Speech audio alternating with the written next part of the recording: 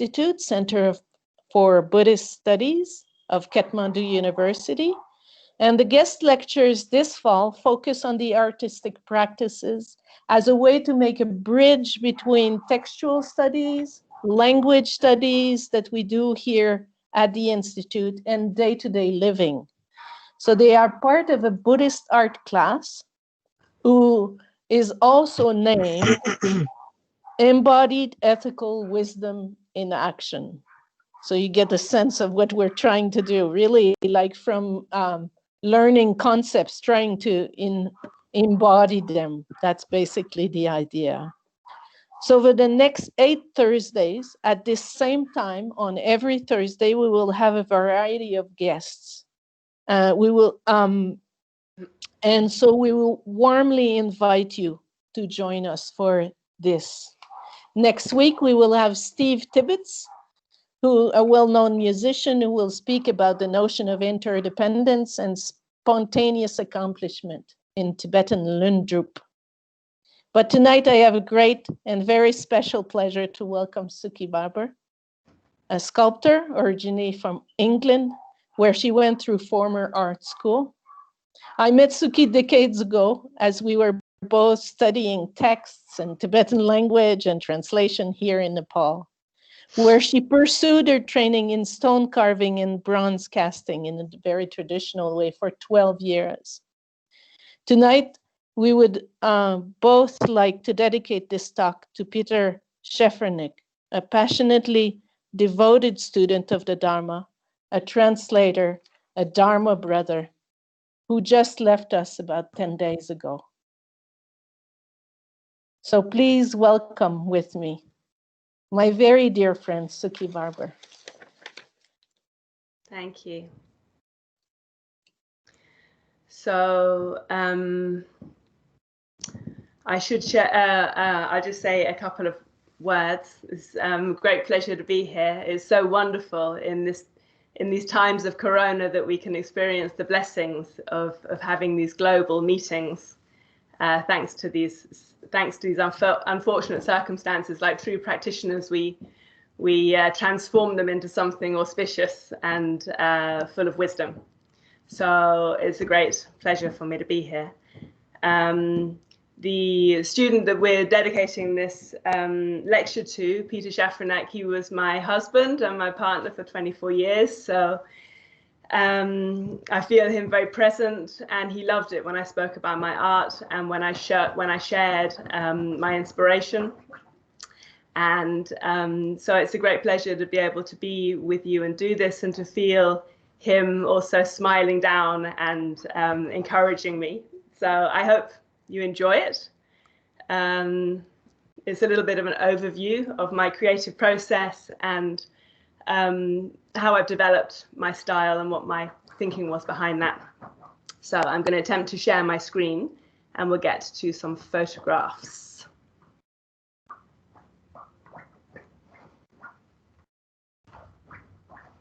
Okay, hold on. View. Full screen. Okay, I hope that's okay.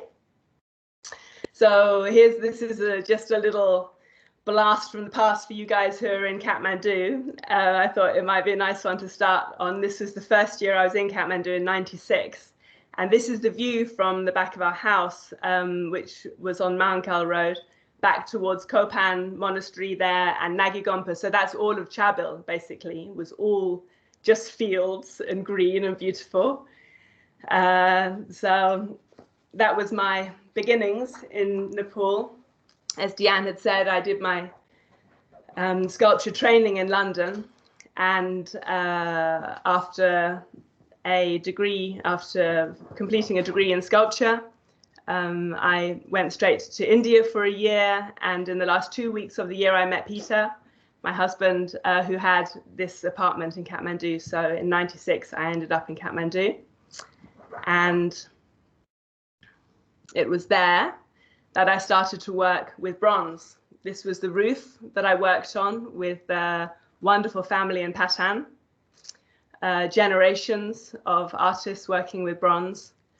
I, of course, was making my own ideas, which the old father of the family thought was extremely unconventional and hysterical, and said that I would never be able to sell them because you can only sell traditional work. But they tolerated me, and the old father patted me on the head, and they taught me such a lot about how to work with bronze, about how to cast from bronze. We were casting in their garage with like wood fires and bellows and ovens made out of just stacked brick. So it was a real ancient training in bronze casting.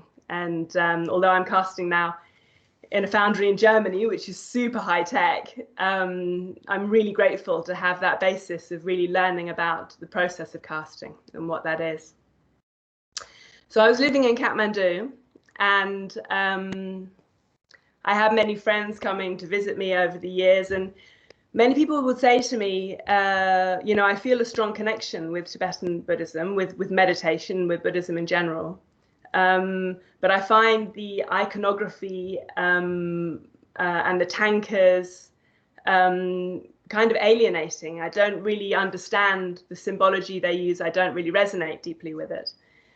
That wasn't my personal problem. I always actually loved the ancient art and was fortunate enough to travel all over Asia, finding the roots of this art. But since I was receiving teachings in Pulhari Gompa from my teacher, and also searching a way to discover those, to understand those teachings, which for me is always accompanied with images, I thought, well, why not attempt to create some images that give a more direct and intuitive relationship with the philosophy. So the first things that I started to do were more pure symbols. We were studying the Gulama, the Buddha nature text from Maitreya, which talks about 9 examples of how the Buddha nature, this clear light, wisdom, compassion, is a potential within all beings, even though you can't see it, and how there are other things in life that have a potential that you can't see until it's uncovered. So this first one, there's one of the examples is a grain within its husk, that you have to remove the husk before you can eat the grain, before it can be nutritious for you. So this obviously is a little R, a Tibetan R on the grain, to show that it's the pure aspect, that it's the ultimate. And then the husk is represented with the jute, sacking. This is another one of the examples, a honey that's within the honeycomb, and all of the angry bees are going around the honeycomb. And it looks like a place that's just fierce and angry, and inside it has this incredible healing nectar. So again, on the honey drop, I did the 3 stripes that are on the Buddha's throat, signifying the Buddha's speech. So they're quite subtle. These ones, again, they're related with the text that I was studying, and they're quite symbolic. So these ones were the beginning of my journey. This is the 3rd of these examples that I did, which is the universal ruler, the Chakravartin, inside the belly of a beggar woman. This kind of potential of a life that's going to completely transform his roots. And you can see on the palm there is a little Dharma wheel. So that was where I started. But I noticed when people looked at these designs, they could play with them intellectually and discuss them, but they weren't really getting to that very essence, intuitive level that I wanted to get to. And they weren't really striking people personally like I wanted to do. Now, my training in London was a lot with figure work. It was a very traditional training where we did a lot of life drawing and a lot of modeling from life models. And I'd always had a big connection with the human form. And I think that there's something different that happens when we are confronted with a human form. There's something very deep in our psyche that resonates with the image of a human in front of us.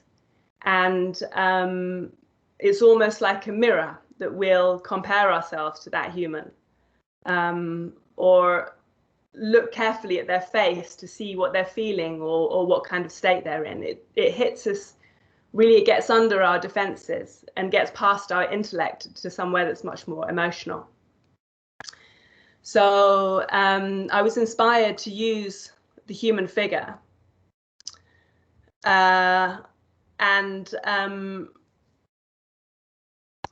So the quote that I was, the text that I was working on at the time, is a text from Nagarjuna, in praise of Dharma Dhatu. Now, this translation is from Karl Brunholzer. Thank you very much. So as you can see, this is 3 verses, and it talks about a candle being trapped inside a vase, or a lamp that's trapped inside a clay vase.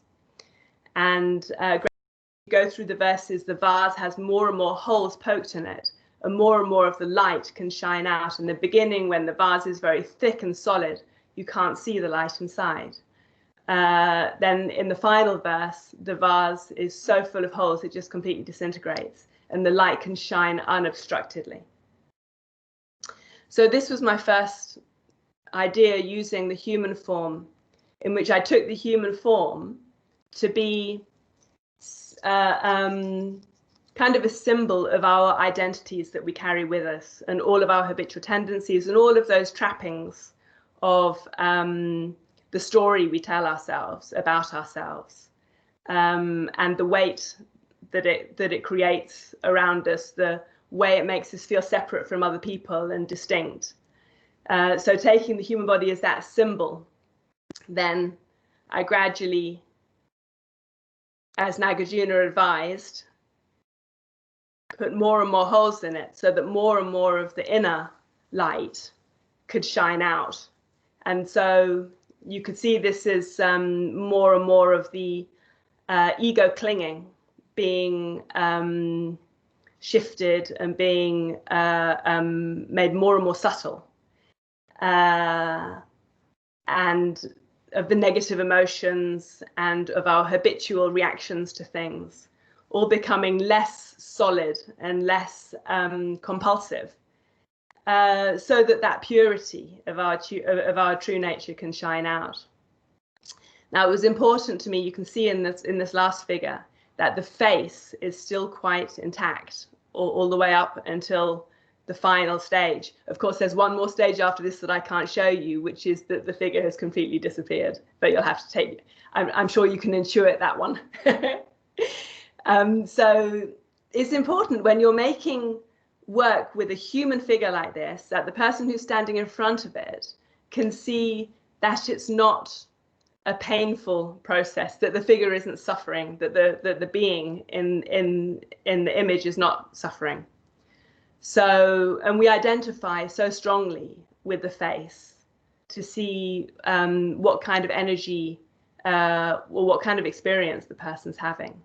So it's important to me to keep a lot of the face intact, also to keep a lot of the outline of the body intact, so that although it's fragmented, it doesn't look out of balance or off kilter or something, so that you still have the feeling of this beautiful kind of poise and balance and rootedness of the figure. So these are these 4 figures together, then you can see the whole progression. When I show my work also, I like to have the figures sitting on eye level, so that the heads are, so that the eyes are on eye level with our own, because it really helps you to identify with the figure and to kind of feel it as a mirror, to feel it in your body yourself and how that would feel. This is one of the reasons why I love working with sculpture, because it's very visceral. You have this solid 3-dimensional form in front of you in a room, and your body reacts to that. And And I think that our bodies have a lot of wisdom in that respect, how they react to a form in front of us, and a lot of intuition. And so I wanted to tap into that. I think that's much more so with sculpture than it is with two-dimensional images, with paintings. The reason I decided to use a meditating figure naturally for this is because obviously all of my work is about the process of meditation, and using a meditating human figure as a basis, then a lot is already said about what I'm trying to put across. Everyone's familiar now with Buddha statues from, I don't know, jewelry shops or spas, or they're on every high street. So everyone knows basically what meditation is, that it's the striving for some kind of inner peace or tranquility. And so when someone sees someone in meditation like this, then they have a lot of information that's naturally coming along with that image that I can build on then by pushing it in this direction and that direction to abstract on it and take their understanding of it a little bit further. Okay. Oh.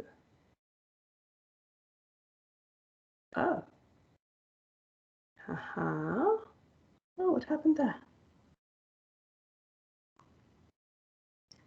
Hold on a second. Oh, here we are. Good. Oh, I thought I'd lost my pictures. Wonderful. So this is the next main piece that I made. This one is called Appearance Emptiness. And this one was really, in a way, it was an antidote towards any extreme views that could have arisen out of those first four figures. Because I didn't want people to be left with the idea that the human body, or that our physical realm or physicality, is impure inherently and to be got rid of. Because as we know from the Heart Sutra, our physicality and our consciousness is intrinsically bound together. Form is emptiness and emptiness is form. So the magical display of mind, how mind manifests, is going to manifest in three-dimensional form. That's how mind likes to express itself. So this figure is showing the purity of form being equal to the purity of spirit. So the portion of the figure that's made of form is equal to the portion that's made of emptiness, that's made of light. So this is appearance, emptiness, the balance of form and emptiness.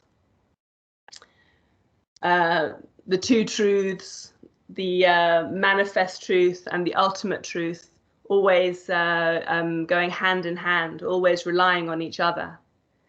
This is the basic state of existence. So generally you can split a lot of my sculptures into what I would call maybe path level sculptures, or sculptures that are based on practices, and more fruitional sculptures. So this one, you can see this is based on the previous one with the spiral motif. And so you can play with these images. Yeah, a lot of things, once you have an image like that of the spiral figure, then a lot of other things come to mind. It's not just the 50-50 form and emptiness, it also has this beautiful flow of the spiral, the eternal kind of flow of it going into the crown of the head and then restarting again at the base of the body, which is a beautiful image for meditation as well. So this one you can see it's blue, and it's called ebb and flow. So it's using the symbol of water. And these little details are waves in the water. So this sculpture was inspired by a teaching that was saying, concepts will arise in your meditation and emotions will arise in your meditation. But concepts and emotions are nothing other than your base consciousness, in the same way that waves are nothing other than the ocean, that they just dissolve back into the ocean. And so you shouldn't try to stop these thoughts or emotions as they arise, but rather to just let them flow through, as you can see it happening on this picture.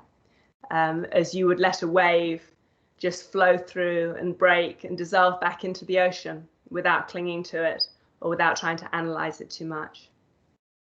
So that's a good example of a practice level sculpture. This one is called Thor. It's also based on a water example that you find in the text, that we, our concepts of life, our concepts of ourselves, and our concepts very much about other people as well, and about the state of our life, we tend to freeze them like ice. We tend to cling to them as being only in one state, and not leave the potential open for them to transform into something else. Our self-identity, or our views, especially around our families or people who we're very intimate with, or who we've known for a very long time. So this is the idea that actually life is a lot more spontaneous than that. Every moment we're born fresh. Every moment is a new moment for complete transformation.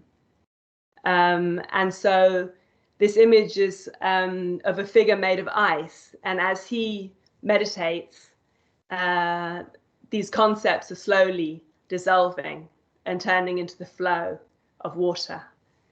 So he can be absolutely present and available to the world around him.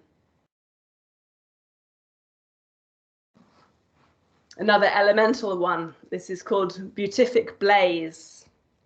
And this is talking about the fire of prajna, the fire of compassion, the fire that destroys the kleshas, the fire that destroys our concepts, and actually the power of meditation. You know, meditation is always seen as something very passive, but actually it's something that contains an incredible energy and power to burn up our concepts that have been present for countless lifetimes.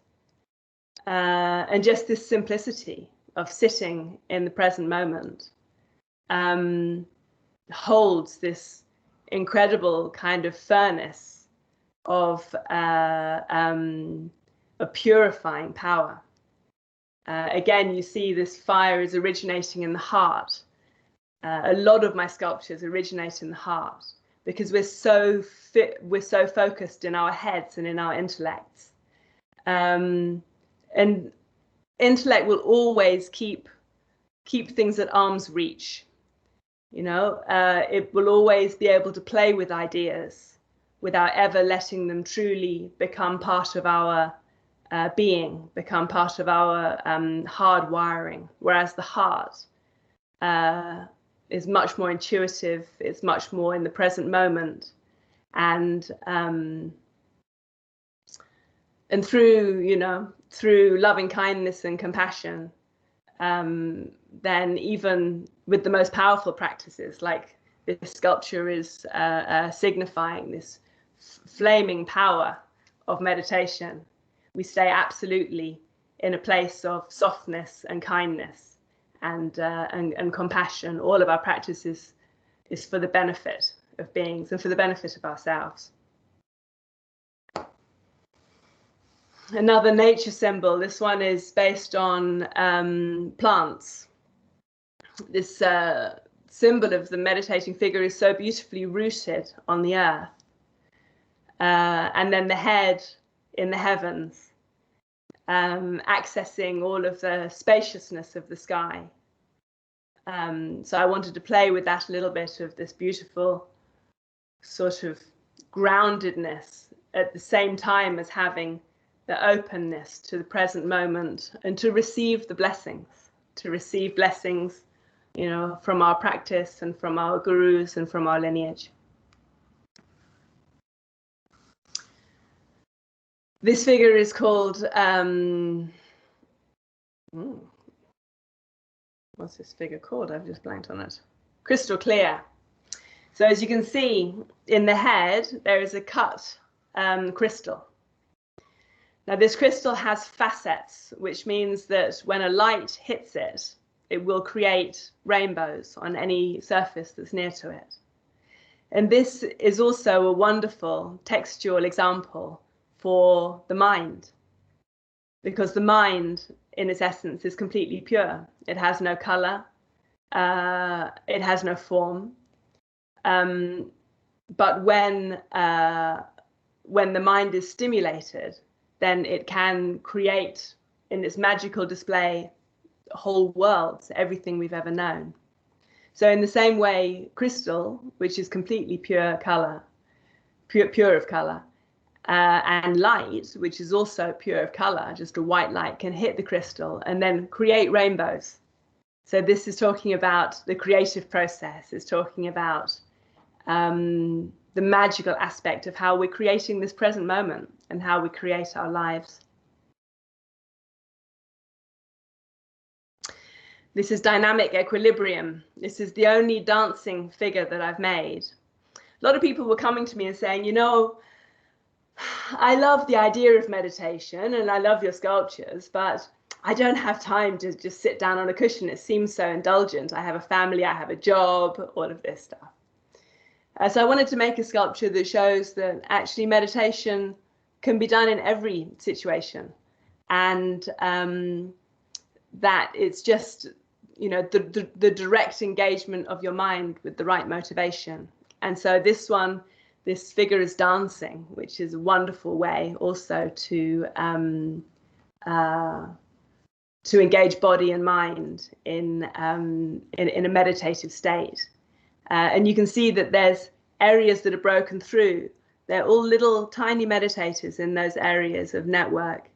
And then there's still areas of skin. So this is very much a path sculpture. The skin, the identity is still there, but there's flashes of this, of the purity, of the wisdom and compassion of the Buddhas, of the meditative state coming through and dissolving the figure gradually.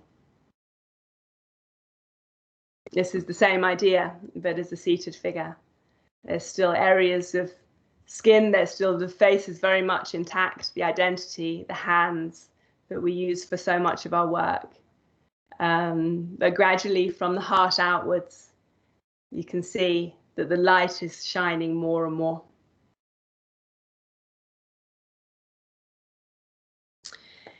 Now these are more fruitional stage sculptures. Emanation, again, all of the little meditators joining together in an interconnected net. This one was very much inspired by the Samantabhadra prayer, which is one of the texts that I suggested that people look at. There's a section in that talks about the purity of our realm, and the symbols that they use for that is that you know, on the breadth of just a hair, there are infinite Buddhas extending in all directions around us. In a single atom, there are worlds and realms of Buddhas. And the text that this prayer comes from is called the Garland of Flowers Sutra. Many of you probably know it is the one where Sudana, a young aspirant, goes on his travels trying to find the truth, and he ends up speaking with something like 108 teachers. It's a long sutra, and some of them will just give him one sentence or even not speak with him at all, but show him where his next teacher is. And that on the end of this long travels that he makes, the final teacher he meets is Samantabhadra, and Samantabhadra gives him this prayer as his ultimate teaching, which is what, you know, leads him into his liberation. And in the sutra, it's full of just clouds of Buddhas and more clouds of Buddhas, and within those Buddhas, more clouds of Buddhas. You know how the sutras are. So it's wonderful. It's like Buddhas extending into space. And so this figure, I wanted to capture that a little bit. You can see it's only a facade. There's only the front side of it, so it actually dissolves on all sides into space. So intuitively, these Buddhas, these meditators, are extending out into space. They don't stop at the edge of the figure. But they do emanate from the heart. And one can see how they are interdependent, that the pattern they create, each one is reliant on the ones all around it for its stability and for its direction. In this way, it's a beautiful symbol also of Sangha, of enlightened society, emanating from the heart and all working towards the same goal, interdependence. And then in the crown of the head, again, they come together as they achieve that highest achievement through their helping each other, up, the support of each other, and this beautiful harmonious interaction. So this one is the same figure. This is 2.70 meters, which is a little over 9 foot, which I had the opportunity. You can see, obviously, it's much more detailed. That gives you an idea of the size of it. That's me actually sitting on the sculpture. I'm not photoshopped there. And here also, this is a detail of the crown of the head of that one. So you can see I was able to do a lot more detail in each of the figures. The meditating figures that I use for all of my sculptures, I tried to make them as neutral as possible, because I want as broad a spectrum of people as possible to resonate with it.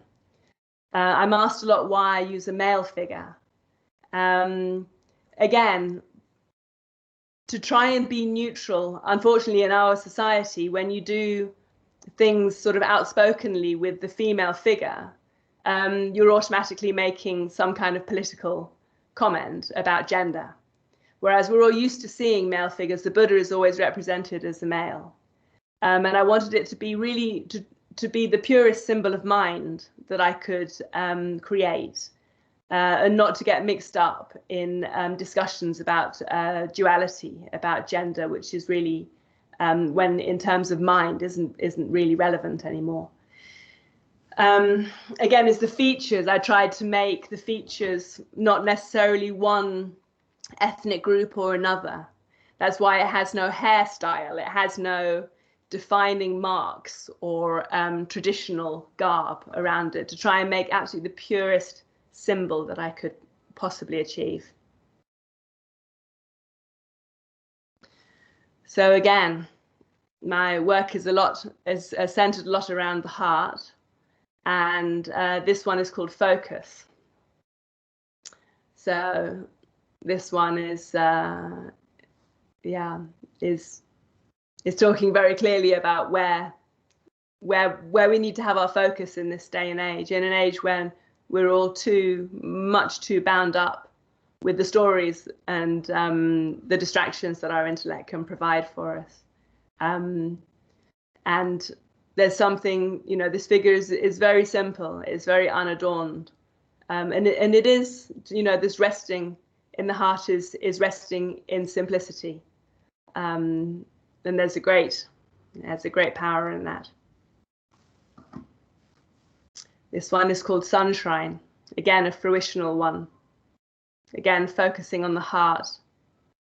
And again, the same theme of the appearance emptiness, of rays of physicality and rays of light in equal measure.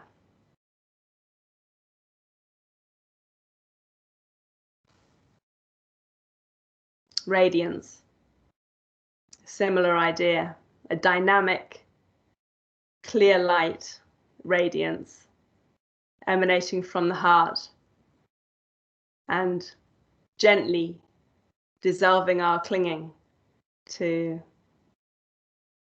our self-identity and to all the things that keep us narrow and keep us distinct from each other. This is another one using a crystal, except this time you can see that it's a crystal ball. It's a much more fruitional piece. It's talking about tranquility. This one's called Autumn Moon, because they say that the light that comes from an autumn moon, this beautiful, cool radiance, is akin to the radiance of our clear light nature of mind.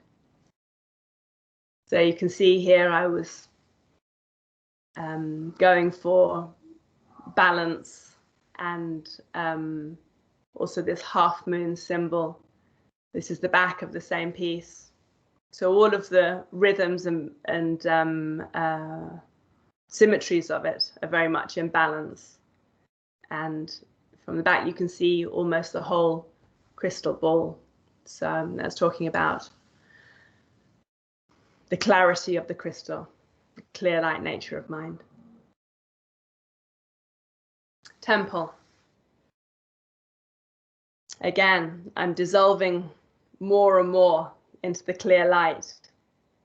This one actually is internally is painted with gold, because it's talking about those internal qualities, the external, the facade is not the most valuable aspect of us. Our valuable aspects are much more subtle and much more hidden.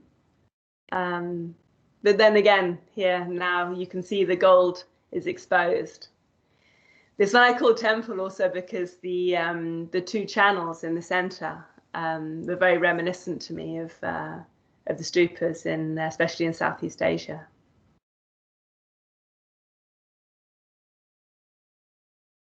Rainbow body, another fruitional one. Again, dissolving into rainbow.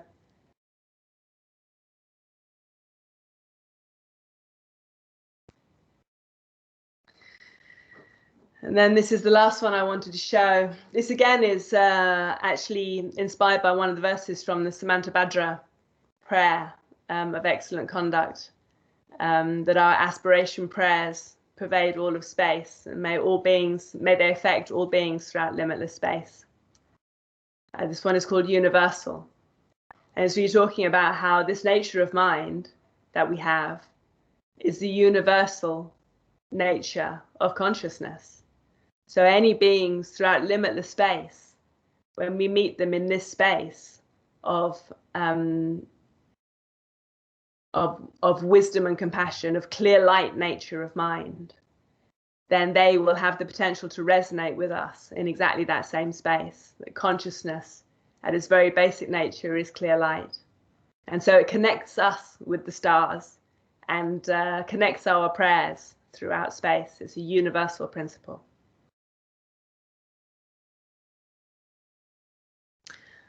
So just finally is a little bit of eye candy.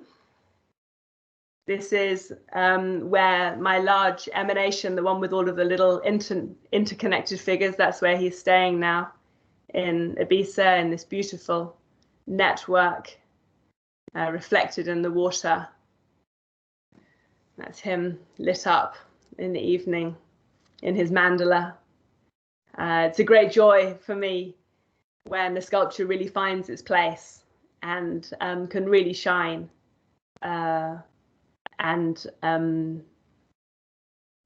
the full potential of the idea is given place to express itself. So I feel very fortunate to have my work in places like this, and long may it continue. So I've spoken now for a little over half an hour, so I'd like to open it up. I'm going to stop sharing my screen, if I can. Okay, escape. And I'm going to open it up for questions.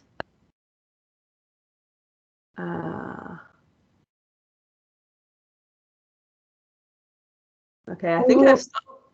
Is that good? Yes, that's good. We will first take the questions from the students, if you don't mind, Sukhi.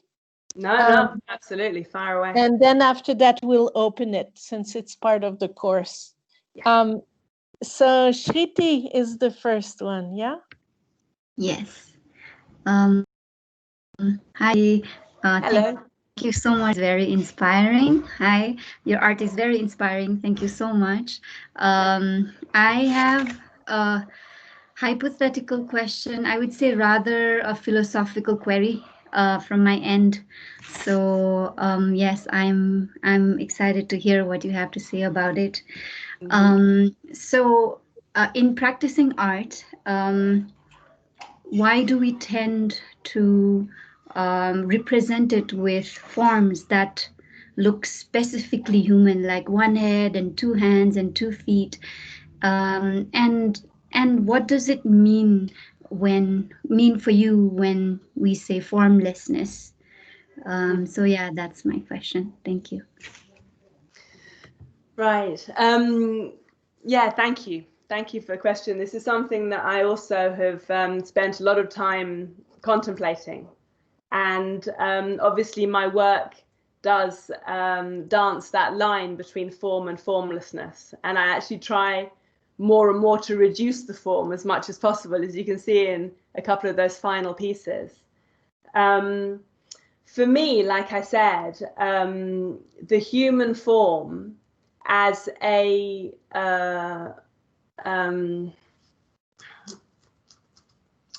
symbol to transmit a message, I find it very potent because we are all human.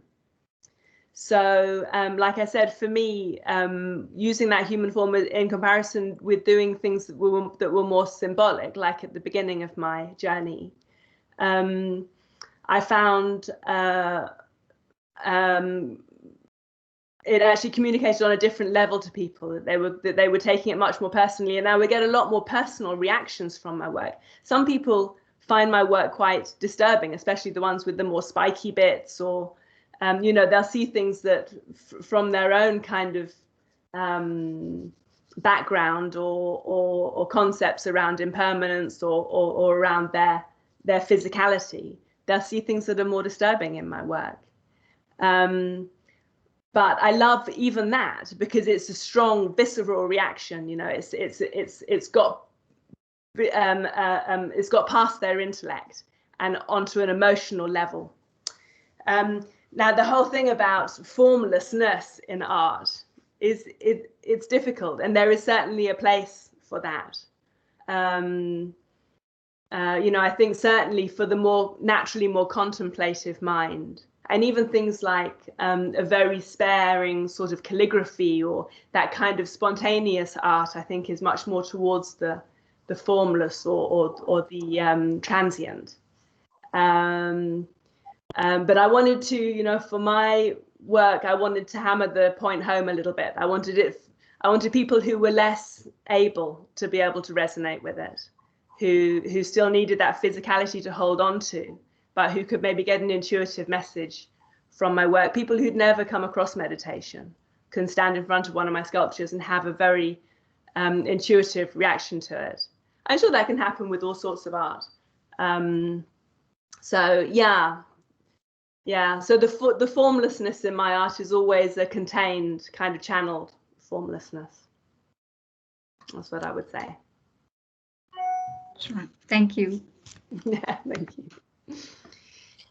Great. Is there other question? Because I know there is one from the floor, Alex, but from the class, students from the class, please don't be shy. I know last time we had a talk, some students were shy to ask their questions. All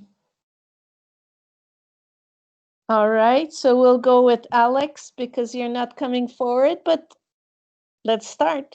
Alex? Yeah, you have time. Yeah. Hi, thank you so much, Sukhi. I thought that was beautiful and I really admire your work. It's very touching. I just had a little question about the use of the male body. You described that it was like the closest representation that, you know, you could find towards the pure mind, and it avoided any sort of like political associations. But I just kind of had to question, like, why is it that a female body is political but a male one isn't? Oh, that's, yeah. Well, I'm with you, sister. I mean, my God, why is that? Because we're coming out of a patriarchy, I guess. I have used the feminine form in the figure that I showed you of the dancer. That's a woman. That's a female form.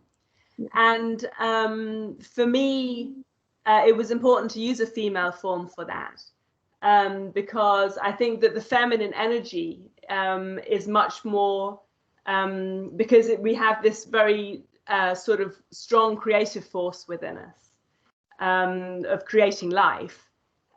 There's something kind of in the direction of, you know, the Kalis and the Durgas and the Vajrayoginis. There's something rather wild about feminine energy and very intuitive about it. So that direct connection that you get through physical movement and meditation that you get in dancing, it needed to be feminine for me. That kind of wildness of the dance, to abandon intuitively into the dance, and into the meditative aspect of the dance. Whereas I think there's something about, and you know, this male and female naturally, I don't need to say, is embodied within all of us. So it's more aspects that I'm talking about. But I think there's something more about the male aspect that's more grounded and logical, and kind of building containers and creating strategies. And so with the formal kind of pursuit of meditation and in this very traditional position, that kind of felt like that was a more male aspect for me, you know? Yeah, beautiful. Sure. But yeah, no, I completely agree that, you know, it would be nice if I could have done either one equally and it not have been a talking point. Maybe in an androgynous form in the future. Well, yeah, and they have that in India as well. They have naturally the Shiva Parvati sort of half figures. But that again that's then a whole theme in itself, you know, and then that's already got so much going on. You can't really build on that and put in too much more information. The thing with sculpture for me is that I think of sculpture very much like if a painting is a novel, is prose, you can put in lots of information in a painting and you can tell a whole extended story, whereas a sculpture is really much more like a poem or like a seed syllable almost. So you have to really refine it down to exactly what you want to say with it, because the moment you put in too much information in a sculpture and try and say too many things with one piece, it loses its power. It's kind of scattered, you know. So, you know, I have often mulled with the idea of doing an androgynous figure for that point in itself of actually, you know, having that as the central point of it. I haven't got around to it yet. Maybe still will come. All right, I'll stay tuned. Thank you. My pleasure. I have two questions since there is no hands up. So if you have a question, please lift your hand. You have a little hand in front. If you move your cursor on the visual there, you'll have a bar in front and there's a little hand. So please lift your hand so we know we have a question. But while we don't have a question, I have two for you. One is how do you use these texts? Do you learn them by heart and then really sing them while you're working? How do you do that? One that's one of question. And the second question has to do with this very interesting opposition of working with such a hard material like bronze, with planning so many steps before you get to the final product, and the meditation experience, which is so flowing and so momentary. Right. Yeah. Good questions. Well, okay, so for the first one, I do have a deeper relationship with the texts, definitely, that have inspired me directly for my art. And I do try and go about the whole process of my art in a conscious way. So I will often do a lot of recitation while I'm creating something, and I'll make you know, aspiration prayers when it's completed, that it'll be a benefit. And you know, I try and try and imbue the whole process with consciousness, because I think that can be felt in the sculpture's life as it kind of leaves me.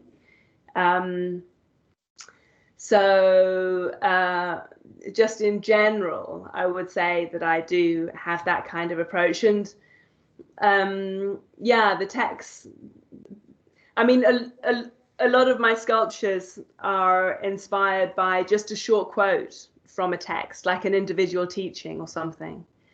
So it's probably not quite as formal as like memorizing the whole text for that.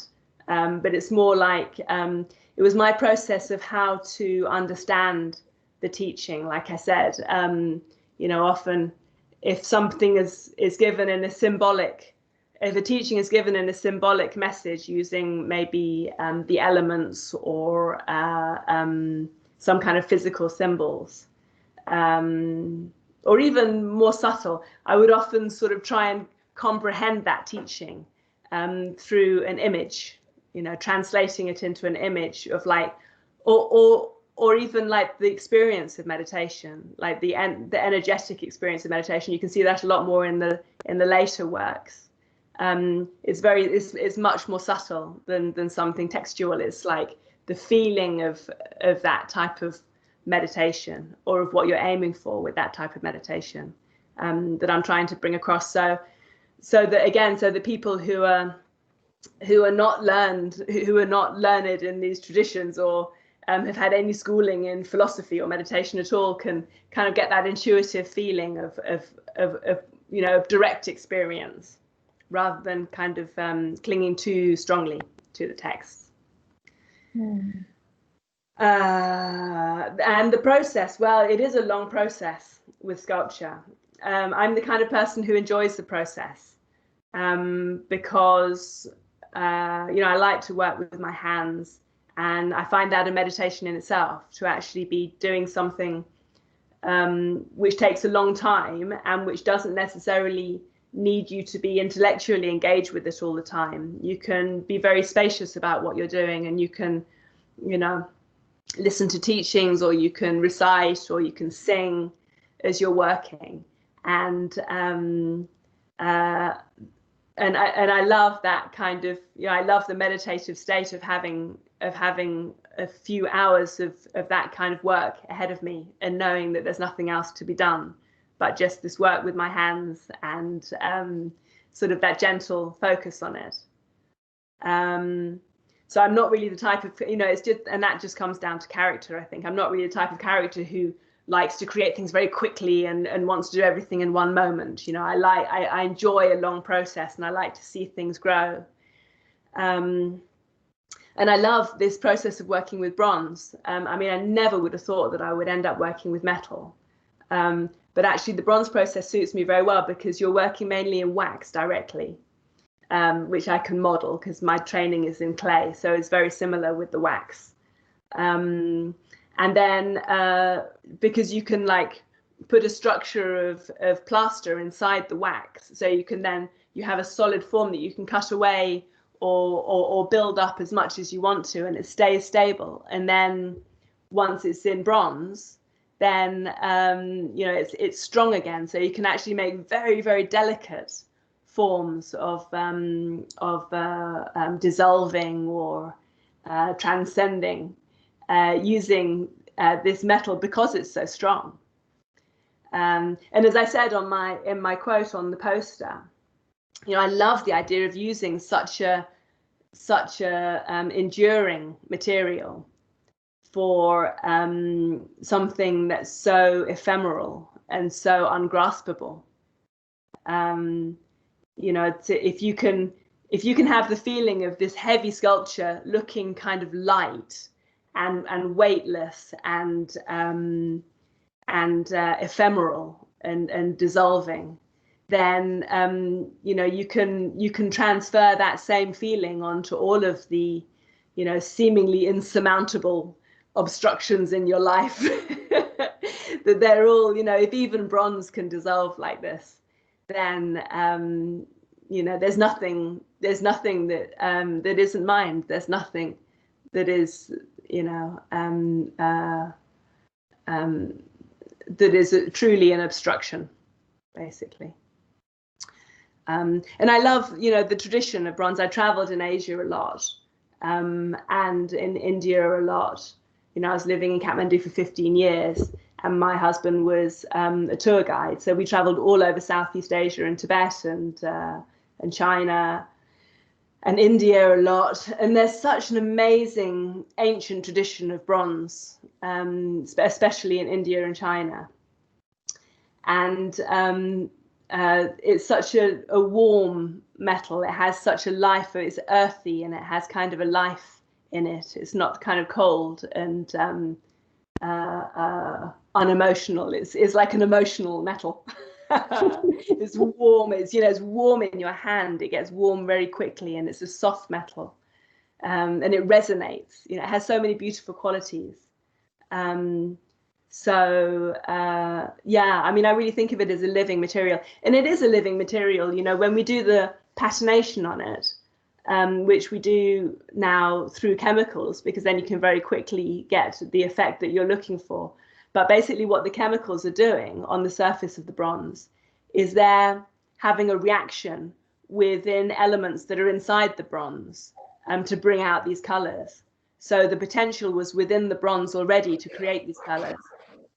And if you buried a bronze sculpture, like if you took maybe 5 sculptures and you buried one in the jungle, in the wet and the heat, and then one in the desert, and then one on the top of a cold mountain in dry conditions, and one in the cold and wet conditions, and all of these different conditions, you would get the different colors coming out in the bronze. The one in the jungle would come out more green, blue colors, and the one in the desert would get reds coming out and purples.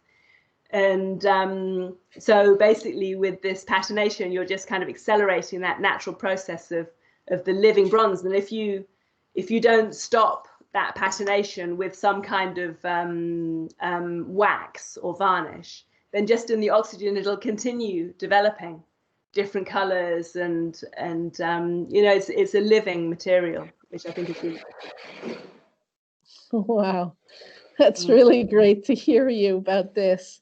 There's one more question, but I'm just curious. One last before I pass on the microphone to someone.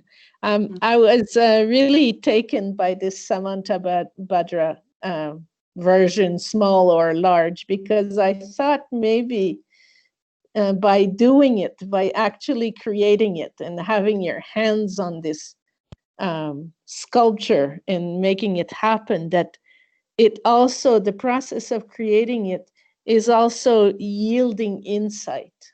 It's almost the process itself must kind of be like a mirror or something. Is it like that?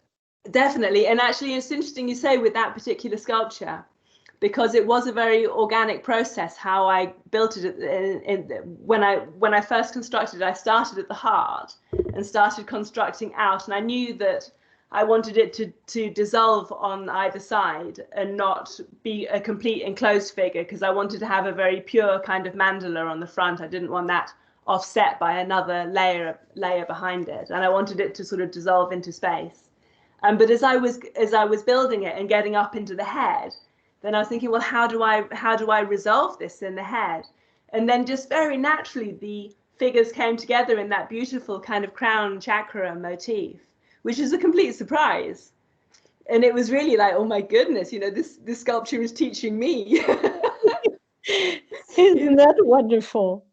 I know. And, I find that once the sculptures are made, like I had a seed idea for each piece. But once they're made, it's like they take on a life of their own. And, I love to be at exhibitions when people are coming to see my work and to speak with people about what they see in it. Because people see so much that I hadn't anticipated in my work. I have my one little narrow idea of why I wanted to create it. But people they'll just see different angles and aspects of it, which are there, but which I hadn't realized. Like another one is on the rainbow body one, which is the hoops of rainbows, when you look at that in profile, I didn't put the picture up, but it's on my website. In profile, the inner profile, like the negative profile of the face, is a little baby. It's like a little baby's profile, and then you've got the face profile on the outside. And so there's lots of little sort of treasures that emerge through the creating of it, which I never, which weren't intentional, but which, like the sculpture, is displaying from its own side, I would say. Wow, really nice. Yeah. You have a question from Motoya. Oh yeah, Motoya, hello there.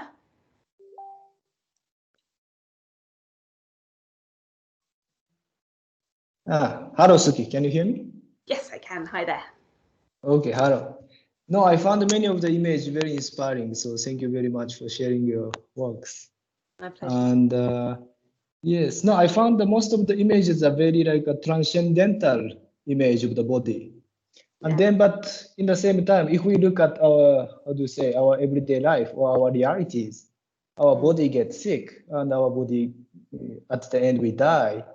And also, if we look into the subtle level of our body, I think like our existence is a conventional level. We have like full of distortions and how do you say, like all of that. And also, if we look at like a big work of the like a great artist of the 20th century, like Picasso, Francis Bacon's, Egon Schiele, or like all of these great artists have been depicting or revealing like these distortions, or in a way like like this distorted reality, which is a certain reality of our life. It's not just all flowers and beautiful, but they were like revealing these realities.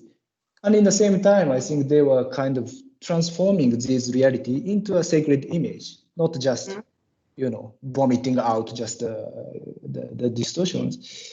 And but then like I'm also working as an artist, and then for myself, I'm also a believer of the Buddha nature, and I truly believe in this purest nature.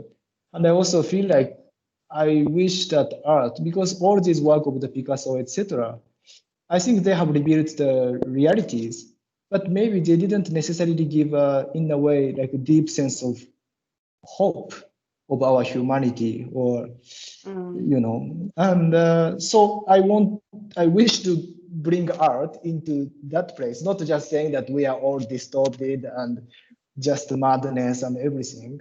I feel like artists have responsibility to bring the consciousness of the all people to more higher place, not just saying that we are just all distortions. But at the same time, I feel like artists are asked to be honest with our current state, which we are not Buddha yet.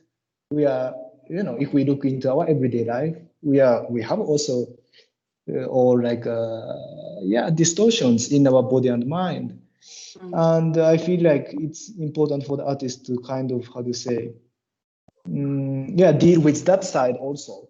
And also another thing is for the certain audience, I feel like for myself too, I noticed that some certain audience, when the work is just too beautiful, too perfect, I find some audience have difficulty to connect with, because it's like for them it's very difficult to directly connect with such a perfections and like this. And I feel like it's important to show this kind of like a conventional realities of distortions, sickness, death, this side as well, and then include everything all together, which I think is also connected with pure visions and like that. But so I wanted to hear your thoughts about what do you think about like these distortions or sickness, or like this is very certain reality of our body, which is I wanted to ask you like how you were thinking about this side of the reality of the body as an artist who is dealing with different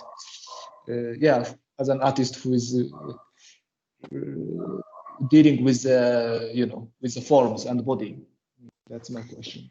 Yeah, great question. Very interesting. And it's true. I mean that's why, that's why there are a lot of different artists out there. And I think that every type of art is equally valid for a level of our experience.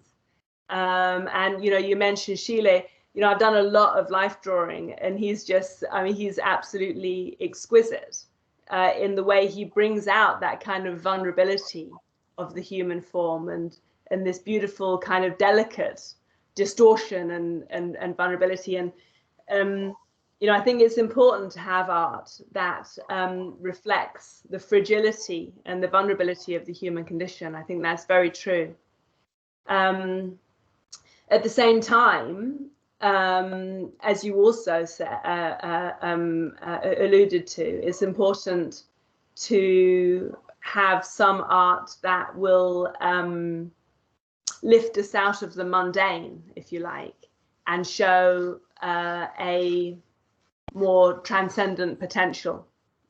Now, my figures are very balanced and, like you said, very finished and very perfect looking, really because they're supposed to be more like symbols, I suppose.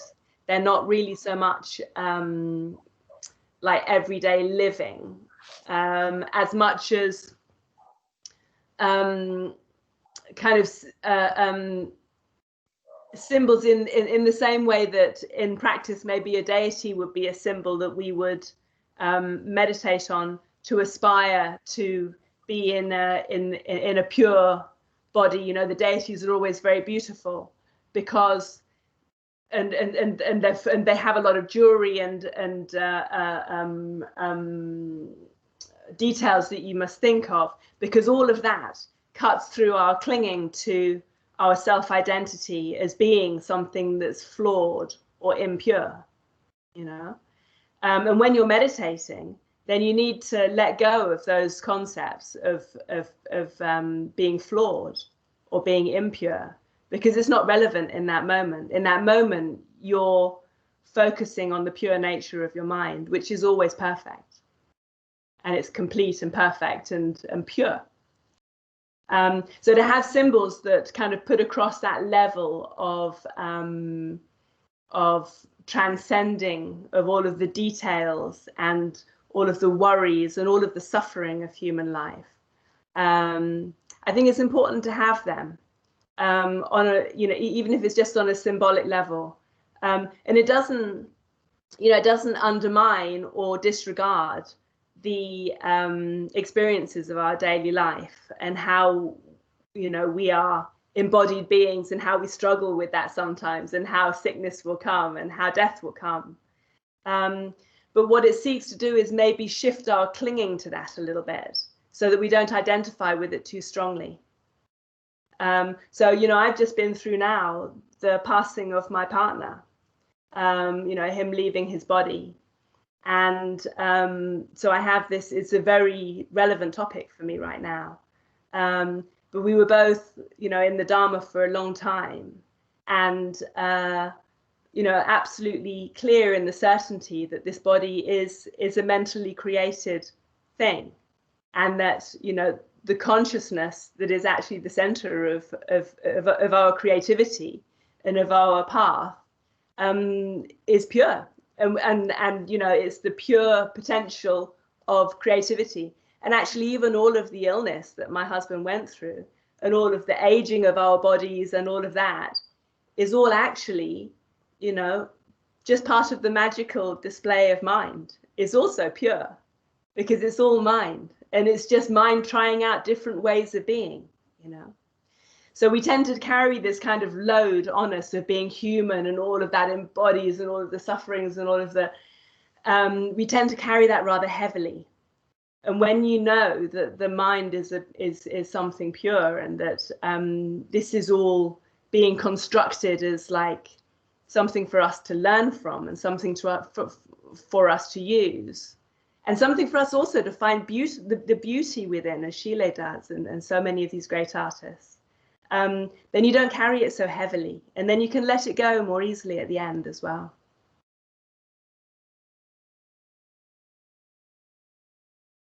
So. Great. Thank you so much, Sukhi. That was beautiful. Yeah. So, thank you. It's a great question. It's a great question. And I'm so happy that so many amazing artists are out there displaying every aspect of the human experience. We need all of them. But do you ever think about like expressing this side of the sickness or death as a, like as you said in the end, as a beauty, Yeah. as a Yeah. pureness, not as like a distortion, sickness as sickness, but like Right. sickness as a beauty, and to accept, to embrace all darkness and light and everything. Like Yeah. I know what you're saying. And I mean, I'm also a big fan of, I don't know if you're familiar with the paintings of Alex Gray, but he's like one of these visionary artists, and he's done a lot of paintings around death and showing, you know, the kind of corpse, but showing also the transcendent aspect of that moment of, you know, the consciousness leaving the body. What's his name? Could you please tell? Alex Gray. He's a Alex Gray. American, Yes. yeah, American painter. Yeah, and you know, I love that. For my own work, I'm kind of more in the symbolic realm than in the human realm, I think, with my work. It's much more sort of, yeah, it's kind of once you've got, yeah, beyond that sort of, it's more talking about mind, I would say, than talking about body. That's probably how I would put it if I come down to it. And so mind doesn't age and mind doesn't die. You know, mind in the Buddhist sense of like consciousness, of awareness. So then I haven't really handled sort of themes of impermanence in my work because they're symbols more of mental states. So that's probably why I haven't done that kind of thing so far. But, you know, I never say never. And it could be that I have an idea that requires that kind of imagery that I absolutely have to make, and I would be open to that. But it would need to be, yeah, it would need to be within my, yeah, I don't know. I'm not quite sure how I would do it, put it that way. No, but I wouldn't be thoughts. adverse to it. Yeah, no, thank you for sharing your thoughts, because I'm also, you know, very much thinking around there. So it's interesting to hear other artists. So thank you. Yeah, my pleasure.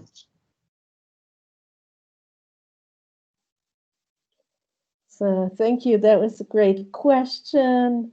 I think we have already gone over time. So unless there is a pressing question from the floor and a hand that lights up right now, we will have to close our meeting for today. So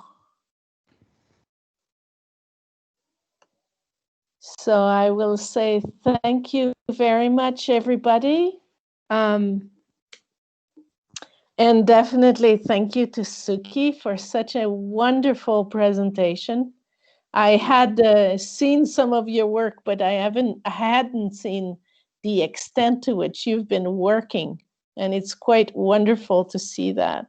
Yeah, thank you. I couldn't even include everything. I had to be ruthless with myself. It was wonderful. It's such a pleasure to be able to present my work and then to have these wonderful questions afterwards. It's really inspiring. It keeps me on my toes. I'm very grateful.